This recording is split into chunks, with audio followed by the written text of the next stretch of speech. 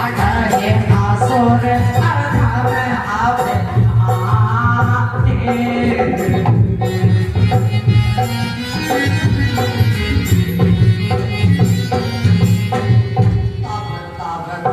प्रभु विवेक शरीरा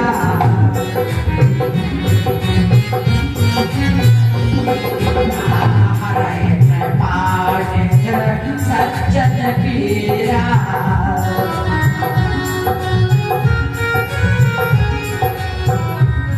ये धर्म और धर्म का युद्ध है। इधर तो 16 श्रृंगार करने में लग रही है, आधी रात में भानुमती आशीर्वाद ले जाऊंगी पार्वती। इधर कन्हैया ने द्रौपदी को जाकर जगा दिया, अर्जुन के बगल में द्रौपदी सो रही है, जगा दिया और कौन सा रूप धारण किया, खुद दासी बन गई। जब जब हुए क्योंकि अधर्म होने वाला है, आशीर्वाद लेके जा रही है, और अगर आशीर्वाद मिल गया तो बाबा फिर भगवान कुछ नहीं करेंगे कि हरि को बचन पर जावे फीका।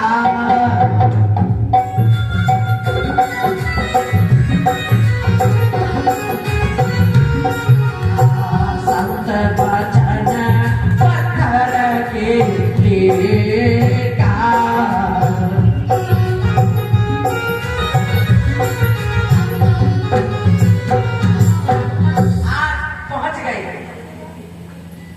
द्रौपदी को आधी रात में उठा लिया। द्रौपदी ने ये नहीं कहा खाने जा रहा है, आधी रात में खड़ी हो गई। द्रौपदी पटरानी है और खुद दासी बन गई। ये दासी बने हैं भगवान, द्रौपदी की दासी बनी।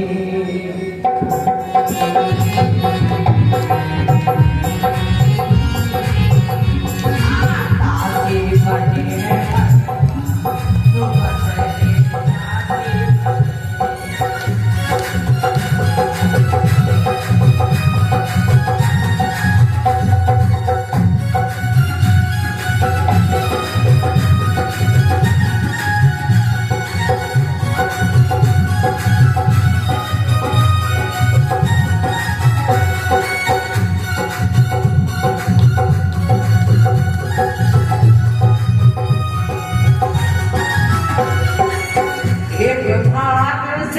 द्रौपदी बन गए, भाग से द्रौपदी बन गई। अर्जुन के बगल में सोए द्रौपदी द्रौपदी बने। अर्जुन के बगल में सोए भगवान दासी बने।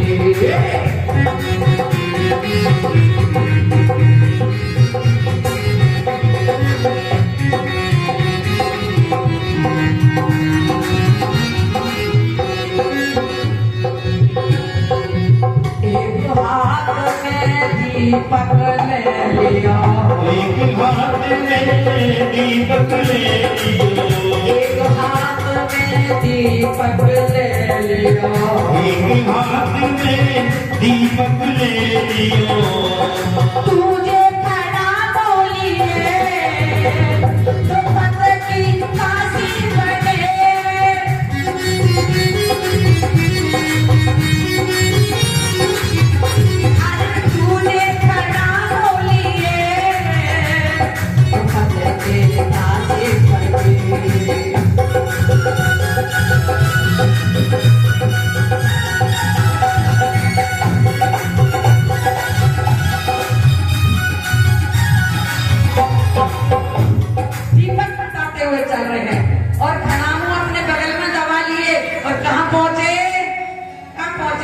जहाँ पे बाबा समाधि लगा के बैठे थे,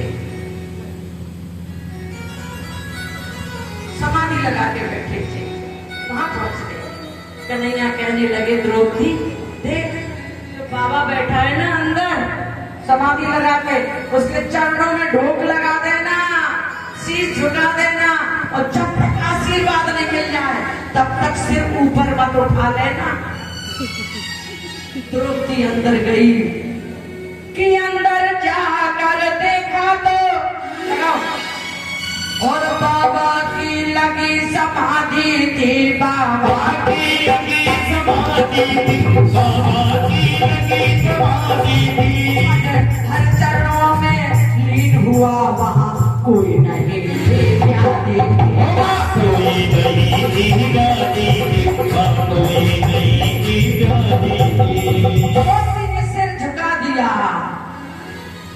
ने आशीर्वाद दिया। क्या देखा बाबा ने? कि बाबा ने देखा एक सदवा नारी है और चरणों में शीश झुकाती है, चरणों में शीश झुकाती है, चरणों में शीश झुकाती है। तन की रंगी साड़ी सदवा पन को दर्शाती है,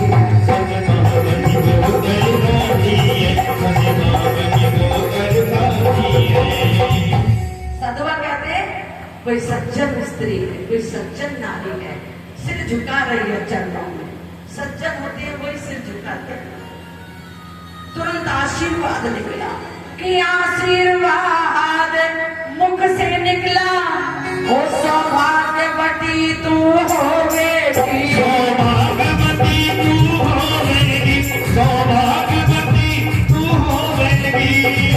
हाथों की मेहंदी का ये रंग नहीं छूटे देगी, ये रंग नहीं छूटे देगी, ये रंग नहीं छूटे देगी, ये रंग नहीं छूटे देगी, ये रंग नहीं छूटे देगी।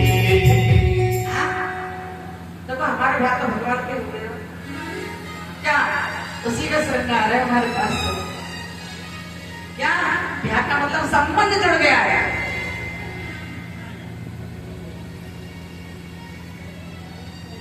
जैसे आशीर्वाद मिला द्रौपदी को, खड़ी हो गई। मैंने तो भानुमति बुलाई, ये कहां से आई है?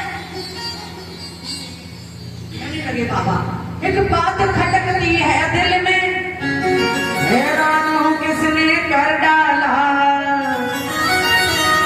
और तू बता बेटी वो कहां छुपा तुझे यहाँ लाने वाला, यहाँ लाने वाला, तुझे यहाँ पर लाने वाला।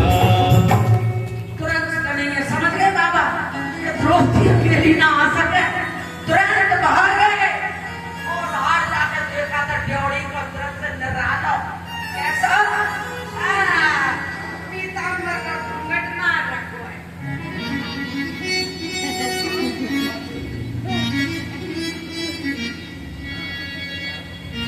बाहर जाकर देखा तो और ड्योढ़ी का दृश्य निराला था, ड्योढ़ी का दृश्य निराला था, ड्योढ़ी का दृश्य निराला था।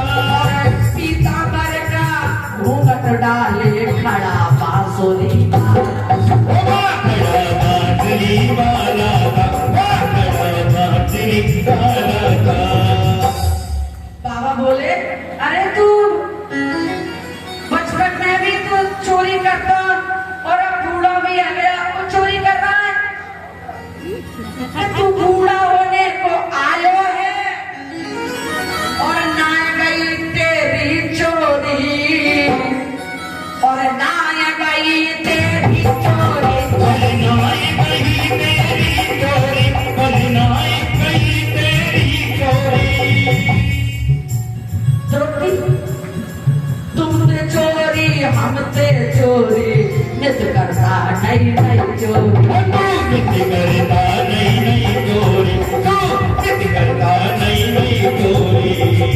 द्रौपदी बोली तुमने चोरी करी होगी, पोते करता है करी। बाबा बोले तो जब लायो या ने बताई का कि कहाँ ले जाओ, बोले सो तो कोई अभी तक ना पतो या कि का मनसा है।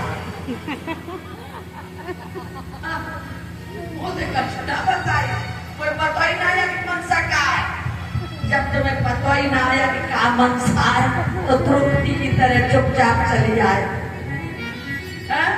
आज यहाँ पर बाबा ने कही है कि प्रभु मौत जब मृत्यु आती है ना तो बात और पित्त और कफ ये कुपित हो जाते हैं, प्रकुपित हो जाते हैं।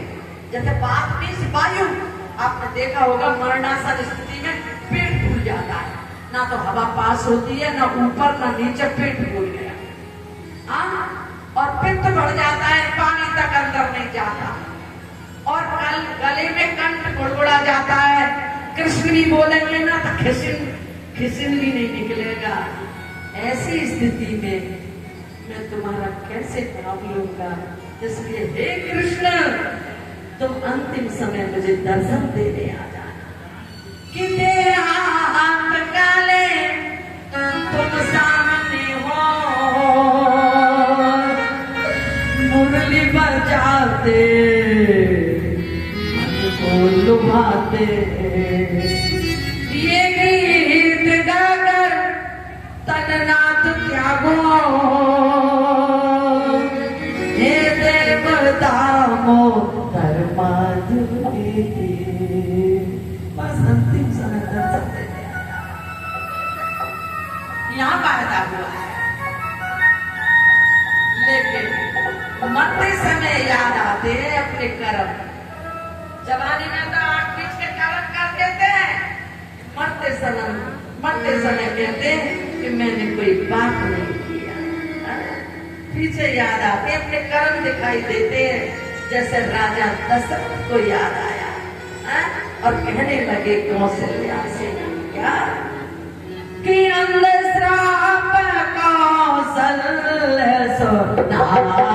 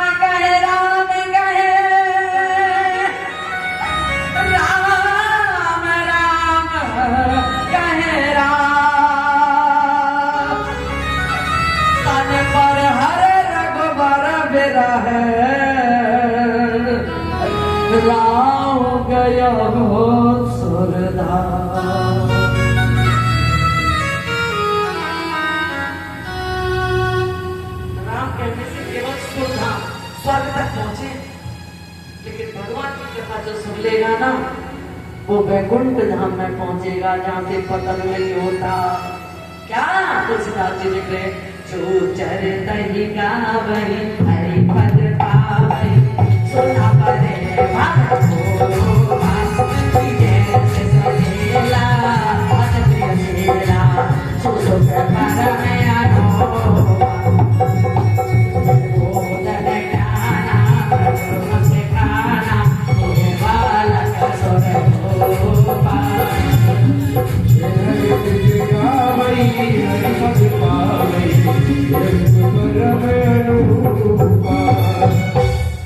राम कहने थे केवल स्वर्ग तक गए, जबकि राम जी के पिता उनका कोई संबंध नहीं है। वो तो लीला करके बता रहे हैं, भगवान की लीला सुनोगे तो परम पद की प्राप्ति होगी। गलत तो नहीं है कि जैसे लीला अति प्रिय तो महाराज इस प्रकार से आज उनका दाह संस्कार किया भगवान ने और आत्मा का उपदेश दिया और हस्तनपुर का राज्य करके और आज भगवान चल दिए। आज इधर राजा परीक्षित का जन्म हुआ। जब राम परीक्षित जी का जन्म हुआ तो वो बालक चारों तरफ देखने लगा, परीक्षण करने लगा। जन्म लेते परीक्षण का विद्वानों ने देखा तो लक्षणों को देख करके उनका नाम परीक्षित रख दिया। बोलिए परीक्षित जी महाराज की जय। दूसरा नाम और है विष्णु आराध। आराध मीन्स रक्षा करना। विष्णु भगवान ने गर्भ में रक्षा की थी और यहाँ सब परीक्षित ही बैठे हैं जो भगवान के परीक्षण के लिए निकले, परमात्मा की खोज के लिए निकले। तो तुम्हें परीक्षित हो सब, कोई अकेले कोई नहीं है। कि जब बालक ने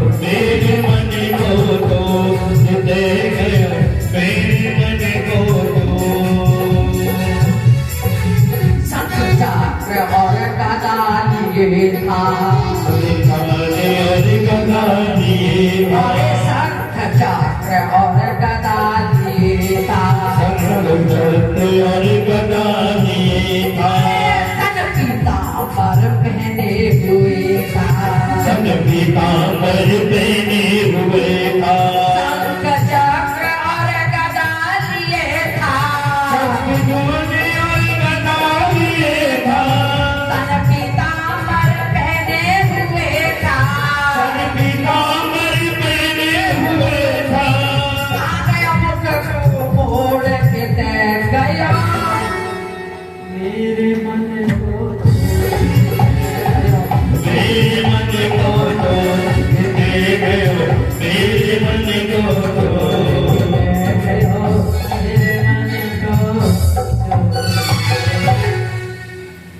राजा परीक्षित नाम रखा। दो नाम है, विष्णु आराम, विष्णु भगवान ने रक्षा की थी, और परीक्षित।